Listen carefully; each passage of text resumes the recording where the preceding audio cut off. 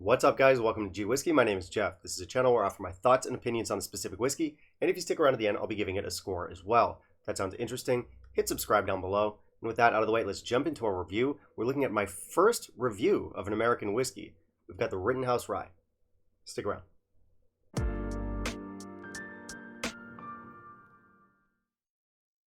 Alright, so if you're a fan of this channel, you'll know that I'm a Scotch guy and a single malt guy first and foremost. I'm definitely not the guy when it comes to American spirits. There's a lot of much more specialized and honestly much more knowledgeable channels out there than mine.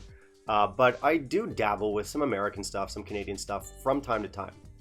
Now, I'll admit they can be a little bit sweet for me at times, but I won't deny that there's some absolute beauties in the American whiskey scene. And I do come back to bourbons and ryes once in a blue moon. But yeah, tell you what, if you guys want to see more American content on the channel, do let me know down in the comments. Anyway, our Rittenhouse here is made at the Heaven Hill Distillery. It is a rye whiskey, but the rye component is the legal minimum that you can have in order to call something a rye whiskey. The rye component comes in at 51% of the mash bill. The rest is going to be something like 39% corn and 10% barley, or some kind of approximation of that. This one is bottled in bond, which means it's got to be minimum 4 years old, it's got to be 100 proof or 50% ABV, and it's got to all be made within the same distilling season. Now, I actually didn't know much about bottled in bond, I just looked it up, and it's pretty interesting. But yeah, it's basically an extra stringent set of rules that are set up in order to safeguard your quality, to make sure your whiskey is a higher quality product, which I think is great. This is an entry-level expression in the United States. It is more expensive in Taiwan. Here in Taiwan, we have some of the best prices in the world when it comes to Scotch, but less so for the American stuff. And honestly, that is a big part of the reason why I touch on so few bourbons and ryes on this channel. Some of you have requested more American reviews, more, North American spirit reviews, and I do kind of want to do them, but they're just so much more expensive than they are in the States. To put things in perspective, I can get a Bunnahabhain 12 for about $10 less than this, and I think that's crazy, because this is like a $25 bottle in the States. Anyway, that's neither here nor there. Back to our Rittenhouse. Generally, this is a pretty well-received whiskey. A lot of people say it's pretty decent bang for your buck. And even though it is more expensive here in Taiwan, it's not like over the top. So I did want to try it out for myself.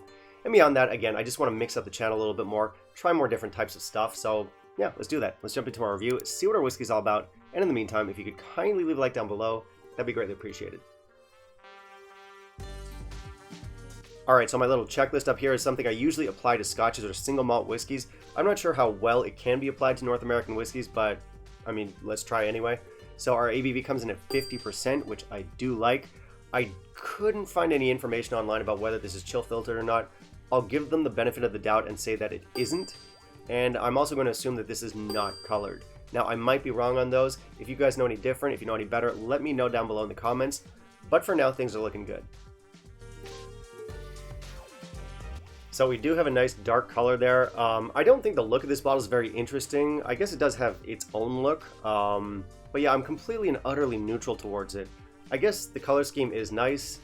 We have a twist off cap up here, which I have no problem with. It's whatever, it's fine. Look-wise, we'll give it 2.5 out of 5. We don't have a lot of information on the bottle. It does say it's bottled in bond. It says it's got a distinctive and spicy flavor profile, but no actual tasting notes. It says it's a Pennsylvania style rye, whatever that is, but it's actually made in Kentucky, so that just kind of sounds like a bit of fluff to me. Overall, it's not a great look, but I don't hate it. It's, again, it's fine.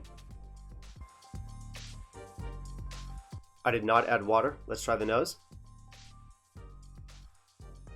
So, it's a rye. It's a very straightforward, honest rye nose, which I like. Definitely those, caramels and vanillas and some herbal, sort of grassy rye notes. Marshmallows. Definitely some marshmallows in here. A little bit of chili. There's some peaches, some fruits, some grain in this. And this is a fun one. There's like a maple flavored oatmeal in this. It's surprisingly rounded considering the ABV. Now the palate.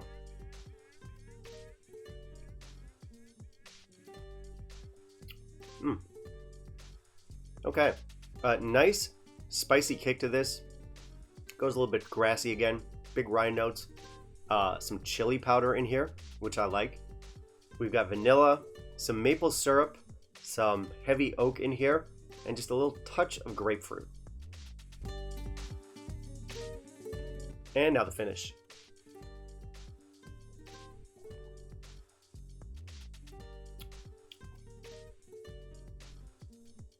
All right, lingering on these spices again, chili, nutmeg, some white pepper in here, ginger lozenges, some cinnamon, definitely more of that oak, and again that sort of like a maple oatmeal note. Finish is medium to long in length and pretty consistent. So this is nice stuff. It is a little bit hard to gauge this one just because I so rarely buy American spirits, especially rye, but you can do a hell of a lot worse for an entry-level whiskey. We have some nice flavors in here, we have a good solid ABV, and we have some good intensity as well, while maintaining a nice roundness of flavor. It does have a spicy kick to it, which is what you want from a nice rye, but it never gets too hot. It goes down easy. It's a very sippable, very Moorish whiskey. So yeah, overall, I'm very happy with this bottle. I think it's gonna be a really nice alternative. Now, I suppose you could make the argument that this comes off slightly generic in the sense that it's not exactly brimming with individual character, and it's not like out of the box in terms of profile at all. I've definitely had all these flavors before, but I think they're well done. To be honest, that's a complaint I have with most ryes anyway. What I do like in here is that even though the rye component is at the bare minimum, it comes in at like 51%, it still tastes like a rye first. A lot of these ryes where it's like 51% rye, they can go a little bit bourbony, and this one, you don't have like that full-on spice attack rye beast happening, but it still tastes like a rye first and foremost. Again, it's a nice hit of flavor, it's rounded, it's enjoyable, so if you're looking for a rye, I'd say this is a good one. I am going to recommend this one to you guys. I'm also going to score it a solid 85. Now, keep in mind, American spirits aren't really my wheelhouse. I'm definitely not an expert, so I am coming at you from the perspective of a Scotch drinker. And I don't mean that in any kind of condescending way where it's like, I mostly drink Scotch. American whiskeys aren't usually my thing. But I mostly drink Scotch, and American whiskeys aren't usually my thing. And the reason I keep emphasizing that is that it's hard for me to gauge American spirits. I don't drink enough of them. There's so many like specialized bourbon channels out there on YouTube, or even like Scotch channels that branch out into a lot more American spirits. I'm over here trying to like diversify, but my experience is limited. I might have had maybe 2, maybe 3 bottles of American whiskey over the last 2 or 3 years. So you're definitely not dealing with an expert here. I mean, then again, I'm not an expert anywhere, but I'm just far less experienced with, you know what I mean. Anyway, this one goes down like butter. I am enjoying it, and even though it's something that's not really my preferred style of whiskey, it's a bottle I'm really happy to have. I really enjoy drinking this one. And again, it's a rye, but it doesn't go too far in that spicy rye direction, nor does it go too far in that bourbony direction. I think it's a nice, pleasant middle ground. It's not going to blow your socks off, but I can't imagine anyone outright disliking this one. So we do have some pretty good value here, especially when you consider the price in the States. I think over there it sells for something like 25 bucks, which I think is a great deal. You know, I'm not going to factor in the price I paid here in Taiwan. It is higher, but Taiwan's not really the market for bourbons or ryes, and I mean, that's not going to apply to most of you out there. So if you can get this for around 25 or 30 bucks, yeah, go for it. I think it's a good deal. Alright guys, hope you enjoyed the video. Let me know down in the comments if you want to see me cover more American stuff. I will be coming at it not from the perspective of an expert at all, more of a noob, more of a beginner, someone who doesn't have too much experience under their belt. I don't know if that's interesting to some of you, so again, let me know. And that'll be it. So thanks again for watching, guys. If you want to help support the channel, please consider becoming a patron. Otherwise, you can like, comment, and subscribe. That's always appreciated. And I do want to hear from you. Have you tried our Rittenhouse Rye here? What were your thoughts? Let me know down below. And finally, in the comments, you can also let me know what you want to see me cover next, and I'll keep it in mind for my upcoming videos. Bye, guys.